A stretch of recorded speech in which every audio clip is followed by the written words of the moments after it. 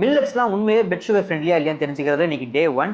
இன்னைக்கு நம்ம இந்த மாப்பிள சம்பா அரிசி பிளட் குளுக்கோஸ் லெவல்ஸ் எந்த அளவுக்கு இம்பாக்ட் பண்ணுதுன்னு பார்க்க போறோம். இதுக்கு நான் 200 கிராம் ஆஃப் மாப்பிள சம்பா அரிசி எடுத்திருக்கேன். அது கூட ஒரு 100 கிராம்ஸ் ஆஃப் கர்ட் எடுத்திருக்கேன். இந்த சீரிஸோட நோக்கமே மில்லட்ஸ் எந்த அளவுக்கு இம்பாக்ட் பண்ணுன்னு தெரிஞ்சுக்கிறது தான். அதனால தான் இது கூட நான் எதுவுமே ஆட் பண்ணிக்கல. இப்போ கரண்டா பிளட் குளுக்கோஸ் லெவல்ஸ் எவ்வளவு இருக்குன்னு பார்க்கலாம்.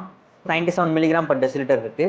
இப்போ இதை சாப்பிட்டு ஒரு கொஞ்சம் நேரம் கழிச்சு செக் பண்ணி பார்த்துடலாம். இப்போ இதை சாப்பிட்டு ரொம்ப நேரம் ஆச்சு. இந்த 200 கிராம்ஸ் ஆஃப் மாப்பிள சம்பா அரிசியில 200 calories, 50.9 grams of carbohydrate, 4 grams of protein and வெறும் 0.6 grams of fiber தான் இருக்கு. நிறைய பேர் இந்த மில்லட் போறதுக்கான ரீசனே ஃபைபர் இருக்குங்கிறதுக்கு தான். பட் அந்த ஃபைபரே இது ரொம்ப கம்மியா இருக்கு. ஆல்சோ கார்போஹைட்ரேட் கண்டென்ட்ங்கிறது ரொம்ப அதிகமா இருக்கு. இப்போ இந்த பிளட் குளுக்கோஸ் லெவல்ஸ் எந்த அளவுக்கு இம்பாக்ட் பண்ணிருக்குன்னு பார்க்கறதுக்கு முன்னாடி இந்த சீரிஸை ரெகுலரா பார்க்கறதுக்கு மறக்காம ஃபாலோ பண்ணி வச்சுக்கோங்க. இதோட பிளட் குளுக்கோஸ் லெவல்ஸை மேக்ஸிமமா 36 மில்லிகிராம் பர் டெசிலிட்டர் வரைக்கும் இன்க்ரீஸ் பண்ணிருக்கு. இப்போ இது உண்மையிலேயே பிளட் சுகர் ஃப்ரெண்ட்லியா இல்லையான்னு தெரிஞ்சுக்கிறதுக்கு இந்த சீரிஸ் எண்ட் வரைக்கும் நம்ம வெயிட் பண்ணணும்.